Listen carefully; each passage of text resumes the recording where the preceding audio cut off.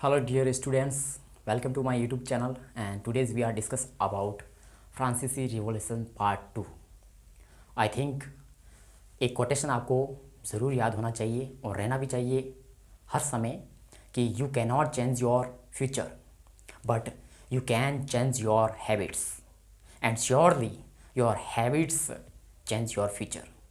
सो आज इस कोटेशन के साथ हम इस क्लास को शुरुआत करते हैं। हमने पार्ट 1 फ्रांसीसी क्रांति को देख लिया है, आज हम पार्ट 2 की बात कर रहे हैं। पार्ट 2 में हम फ्रांसीसी क्रांति को लगातार पढ़ेंगे क्योंकि हमने पहले वीडियो में फ्रांस की क्रांति की पृष्ठभूमि और फिर हमने फ्रांस की क्रांति के कारण और आज हम फ्रांस की क्रांति की शुरुआत कर रहे हैं।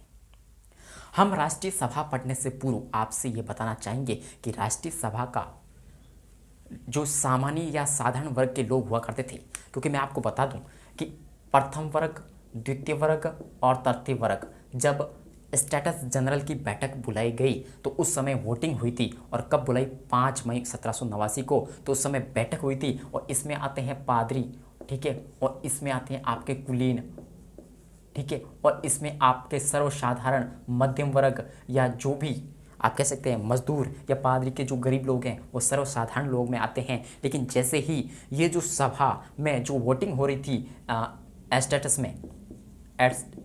में जब ये वोटिंग हुई तो उस वोटिंग में प्रत्येक का नहीं, सिर्फ एक वर्ग का एक वोट माना जाता है। कितना? एक वर्ग का एक वोट। जैसे कुलीनों का सिर्फ एक वोट, मैं व्यक्तिगत तौर पर नहीं, मैं वर्ग के अनुसार कह रहा हूँ, और सर्वसाधारण एक वर्ग।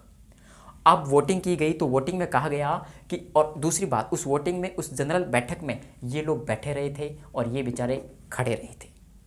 जब वोटिंग होती है तो प्रत्येक का एक वोट नहीं माना जाता बल्कि एक जो स्टेट्स है उसका सिर्फ एक वोट माना जाता है। अब देखिए, ये टैक्स देता नहीं था लेकिन टैक्स लेता था, ये टैक्स देता नहीं था, ठीक है, लेकिन टैक्स कौन देते थे? ये तीसरे वर्ग के लोग देते थे। और ये तो चाहेंगे कि टैक्स हम ना दें, तो इन्होंने वोट किया हम टैक्स नहीं देंगे, लेकिन इन्होंने कहा कि हाँ, ये वोट, इन्होंने वोट दिया कि हम टैक्स नहीं देंगे, लेकिन मतलब टैक्स बढ़ाए जा रहे थे। यानी कि अब सर्वसाधारण लोगों पर क्या कर दो कि टैक्स को बढ़ा दो। तो ये कह रहे थे टैक्स मत बढ़ाओ, लेकिन ये कह रहे टैक्स बढ़ा दो, ये कह रहे टैक्स बढ़ा दो। तो जीतेंगे कौन? ये बहुमत किसका है? पादरियों का और कुलीन वर्गों का क्या है? बहुमत है। इनका बहुमत नहीं है तो इनको लगा कि भाई ये व्यवस्था बहुत ख़राब है, इस तरह की वोटिंग कैसे, ये बिल्कुल ख़राब है। तो इन्होंने खुद की एक सरकार बनाई, एक सभा बनाई जिसे कहा जाता है राष्ट्रीय सभा। क्या कहते हैं? राष्ट्रीय सभा। इस राष्ट्रीय सभा का जो गठन किए हम तो वो 17 जून 1789 में 419 मतों के साथ, और इसमें शपथ ली गई टेनिस कोर्ट में। सभी लोगों ने शपथ ली कहाँ पर?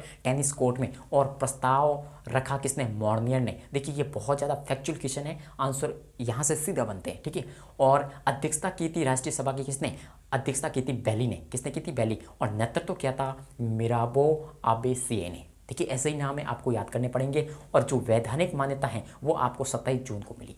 वैधानिक मान्यता कब मिली? 27 जून को मिली। और संविधान सभा की घोषणा कब हुई? 9 जुलाई को हुई। संविधान सभा की संविधान सभा को घोषित किया गया कब? 9 जुलाई को। और आपको बता दें 14 जुलाई 1789 को बास्तिल दुर्ग का पतन, मतलब फ्रांस के जो सर्वसाधारण लोग हैं इन्होंने हमला किया किस पर? बास्तिल दुर्ग पर। और इस बास्तिल दुर्ग से इन्होंने सोचा कि हमें कुछ ना कुछ औजार वगैरह मिल जाएंगे, क्योंकि ऐसे हम क्रांति कैसे करेंगे, हमारे पास वो औजार नहीं है। तो इन्होंने धावा बोला बास्तिल दुर्ग पर। ये एक तरह से बास्तिल दुर्ग ना होकर एक जेल थी, इसमें बहुत सारे कैदी थे, उनको रिहा किया गया और लोगों ने इसको नष्ट कर दिया। और कहा जाता है कि फ्रांस की क्रांति यहीं से शुरुआत होती है, 14 जुलाई 1789 को। ये डेट आपको याद होना चाहिए, 14 जुलाई 1789 को यहाँ से फ्रांस की क्रांति आपकी शुरुआत हो गई।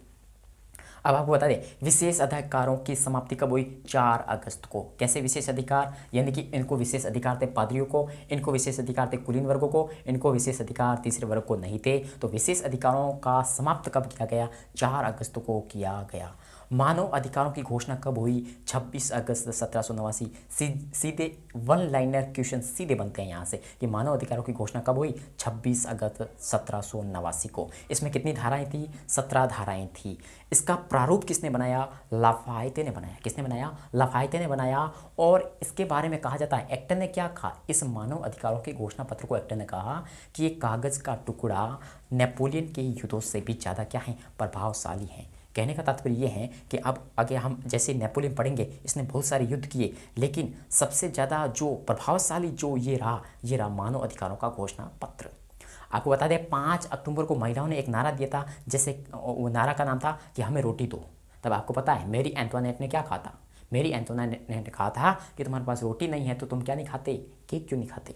ठीक है, और देखिए 3 नवंबर 1789 को चर्च की जो संपत्ति थी उसका राष्ट्रीयकरण कर दिया किसने, इसी राष्ट्रीय सभा ने, इसी सर्वसाधारण लोगों ने, क्योंकि खुद की सरकार इन्होंने बना ली थी। ये बहुत ज़्यादा इंपॉर्टेंट फैक्ट है, सीधे वन लाइनर पूछे जाते हैं। आपको राष्ट्रीय सभा बिल्कुल याद होना चाहिए। राष्ट्रीय सभा का एक एक चीज़, जैसे शपथ है, अध्यक्षता है, नेतृत्व है, वैधानिक मान्यता कब मिली इसको, संविधान सभा की घोषणा कब हुई, ठीक है, और 14 जुलाई 1789 को वास्तविक यहाँ से क्रांति की शुरुआत, ये डेट भी आपको बिल्कुल याद होनी चाहिए। तो ये महत्वपूर्ण चीज़ें हैं, हो सके तो नोट कर लीजिए या स्क्रीनशॉट इसका ले लीजिए।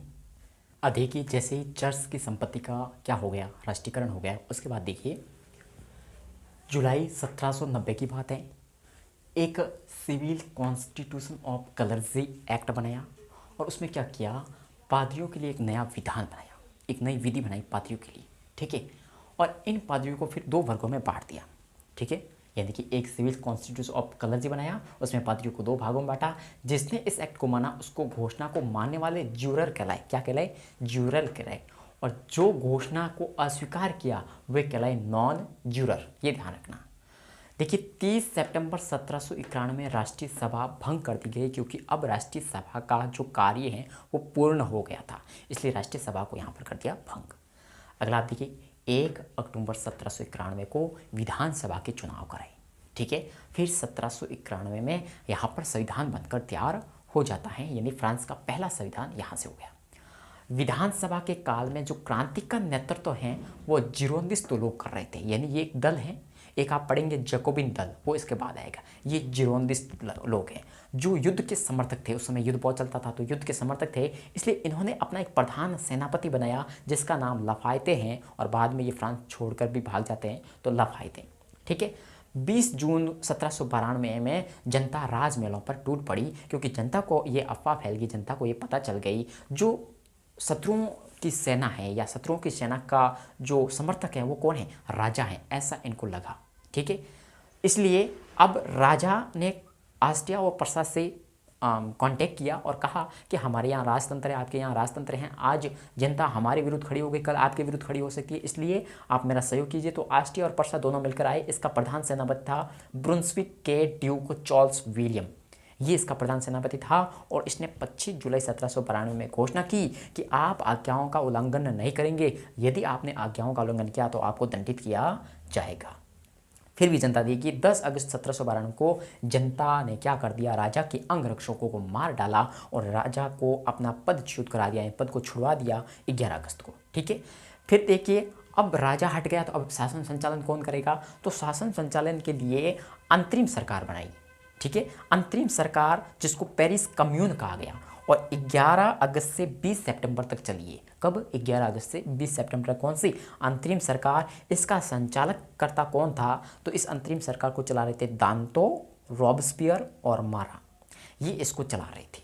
तो ये बहुत ही महत्वपूर्ण जो फैक्ट हैं, जो शॉर्ट में, आप शॉर्ट भी नहीं कह सकते, बहुत ही बढ़िया आप कह सकते हैं, एक ऐसी जानकारी है जो नोट कर लें, क्योंकि अधिकांश क्वेश्चन सीधे वन लाइनर यहाँ से बनते हैं। आपसे ये पादरियों वाला ये एक्ट पूछा जा सकता है, आपको ये पूछा जा सकता है कि राष्ट्रीय सभा को कब भंग किया गया, संविधान कब तैयार हुआ। ठीक है, विधानसभा के काल में क्रांति का नेतृत्व कौन कर रहे थे, फ्रांसीसी सेना का प्रधान सेनापति कौन था, बहुत क्वेश्चन बनते हैं यहाँ पर, तो ये बहुत ज़्यादा इंपॉर्टेंट है। अगली और हम जानकारी के बारे में बात करते हैं। अब देखिए सितंबर हत्याकांड, ये 2 सितंबर से 6 सितंबर के बीच चला था। क्या है, पेरिस का जो सम्राट था उसके जो भी समर्थक है, कम से कम कहा जाता है 3000 लोगों का मृत्युदंड दिया गया, उनको मार दिया गया, उसको सितंबर हत्याकांड कहते हैं। बहुत ज़्यादा इंपॉर्टेंट है ये चीज़। डुमारियो फ्रांस का सेनापति बना। ठीक है, उसने वाल्मीकि का युद्ध लड़ा किससे, प्रसा की सेना से, और लड़ा था 20 सितंबर 1792 को, और प्रसा की सेना को हरा दिया था। किसने, डुमारियो ने। मार्सिले, इस मार्सिले का लेखक है रोजेट दी लाइन, और मैं बता दूं यही मार्सिले आपका फ्रांस का जो राष्ट्रगान है यही है मार्सिले। फिर राष्ट्रीय सम्मेलन बुलाया गया। क्या बुलाया गया, राष्ट्रीय सम्मेलन। ये राष्ट्रीय सम्मेलन आपका 20 सितंबर 1792 को बुलाया गया था। इसमें विधानसभा को भंग कर दिया गया, और ये क्यों बुलाया गया था, इनका उद्देश्य था नए संविधान का क्या करना, निर्माण करना। और कब बुलाया गया, 21 सितंबर 1792 को। ठीक है, और आपको बता दें इसकी पहली बैठक हुई थी 21 सितंबर 1792 को। इसी दिन राजतंत्र का अंत किया गया, गणतंत्र की स्थापना की गई और एक नया कैलेंडर निकाला गया। कब? 22 सितंबर को। और उस कैलेंडर का नाम है क्रांति पंचांग। क्या नाम है? क्रांति पंचांग। फिर जो ये जो पेरिस कम्यून थी, पहले वाली जो अंतरिम सरकार थी जिसको पेरिस कम्यून कहा जाता है, उस पर कब्जा कर दिया जैकोबिनों ने। ये भी एक दल है, आगे हम आतंक का राज पढ़ेंगे उसमें आपको पता चल जाएगा। तो जैकोबिनों ने क्या कर दिया?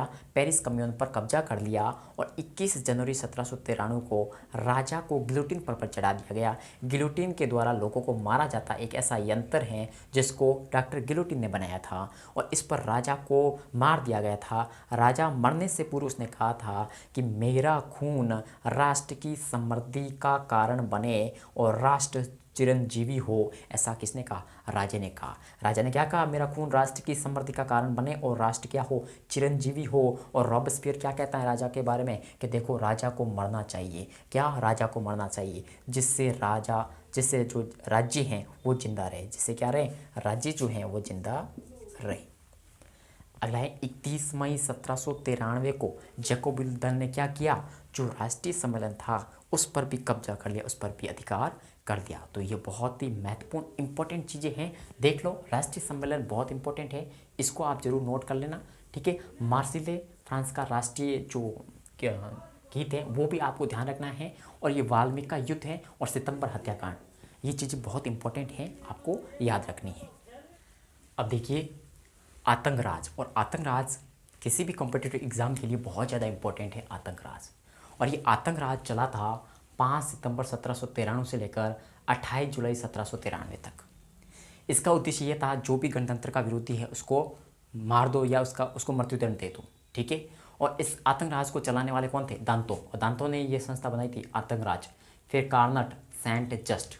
ठीक है, और आपको बता दें 16 अक्टूबर को रानी का नाम था एंटोनेट, आपको पता है, इसको गिलोटिन पर चढ़ाया गया रानी को। ठीक है, 8 नवंबर को मदाम रोला को भी गिलोटिन पर चढ़ाकर मार दिया गया। और मदाम रोला को जब गिलोटिन पर चढ़ाया गया था उससे पहले उसके ये सब थे कि ओ स्वतंत्रता तुम्हारे नाम पर कितने कितने हमने कार्य किए। ठीक है, और आतंकराज समाप्त होने का प्रस्ताव रखते हैं, आतंकराज को समाप्त करने के लिए जो प्रस्ताव वो दांतों ने रखा था सितंबर 1794 में, लेकिन इस दांतों को गिलोटिन पर चढ़ा दिया गया। ठीक है, जैकोबिन दल के नेता रॉबस्पियर, क्योंकि रॉबस्पियर भी इसके साथ इस आतंकराज में शामिल था। ठीक है, तो दांतों को जब इसने प्रस्ताव पास करने की कोशिश की, लेकिन उससे पहले इसको गिलोटिन पर चढ़ाया गया। कब? सितंबर 1794 में। और दांतों ने कहा कि मेरे नाम की संस्था, मतलब जो आतंकराज है, मेरे नाम की संस्था को सर्वनाश कर दो या उसको मिटा दो यदि फ्रांस को स्वतंत्रता मिलती है तो।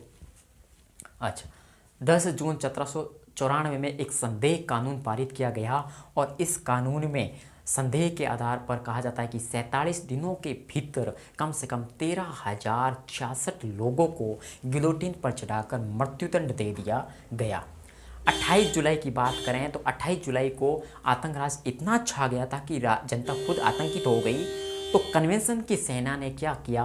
रॉबस्पियर के साथ उसके जो 92 समर्थक थे इनको भी गिलोटिन पर चढ़ा दिया। कहने का तात्पर्य है कि रॉबस्पियर किसी गिलोटिन पर मारता था, लेकिन आज गिलोटिन पर कौन चढ़ रहा है? रॉबस्पियर, मतलब जैसे को तैसा, मतलब इसको भी मारा गया गिलोटिन के द्वारा। और जैसे ही इसको मारा गया तो आतंकराज समाप्त हो गया। और आतंकराज कब समाप्त हुआ? 28 जुलाई 1700, ये देख सकते हैं 93 तक चले, ये भी 1793, लेकिन 5 सितंबर तक। ठीक है, और फिर 1795 में फ्रांस का एक नया संविधान बना। फ्रांस का एक क्या बना? नया संविधान बनाया। ठीक है, तो ये 94 है, ये ध्यान रखना, 1794। तो कन्वेंशन की सेना ने रॉबस्पियर को मार दिया गिलोटिन पर चढ़ाकर। ठीक है, फ्रांस का नया संविधान 1795 में। और वोट का अधिकार किसको दिया? जो टैक्स पे करता है सरकार को। ठीक है, और ये जो फ्रांस का नया संविधान बनाया, ये शासन सत्ता कौन संभालेगा? तो 5 व्यक्ति संभालेंगे। कितने लोग? 5 व्यक्ति। और इसको कहा गया डायरेक्टरी, यानी संचालक मंडल। डायरेक्टरी क्या करेगी? शासन को चलाएगी और ये युद्ध जारी करेगी। और डायरेक्टरी की जो शासन प्रणाली है वो आप देख सकते हैं कहाँ तक चलेगी, 27 अक्टूबर 1795 से लेकर 10 नवंबर 1799 तक, यहाँ तक ये डायरेक्टरी शासन प्रणाली चलेगी। ठीक है, तो ये ध्यान रखना। और जो शासन संचालन में युद्ध को जारी रखने के लिए इटली पर अटैक करने का जो नेतृत्व है, जिसको लीडर चुना गया था, वो था नेपोलियन। और इस नेपोलियन को हम अच्छे से अलग से पढ़ेंगे। और जर्मनी के क्षेत्र पर अधिकार करने के लिए, उस पर अटैक करने के लिए किसको लीडर चुना गया, जॉर्डा को, मारो को और पिचू गैरस को। तो ये आतंकराज था, हमने पढ़ लिया।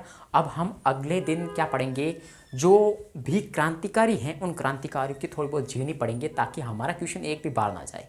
ठीक है, और उसके बाद हम नेपोलियन को पढ़ेंगे। ये डायरेक्टरी शासन प्रणाली को समाप्त करके ही सम्राट बनता है कौन, नेपोलियन। तो उसको हम अगले वीडियो में पढ़ेंगे। और अगर ये वीडियो आपको अच्छा लगा तो लाइक करें, शेयर करें, सब्सक्राइब करें और भी नए लेटेस्ट वीडियो के लिए। तो जय हिंद, जय जवाहर।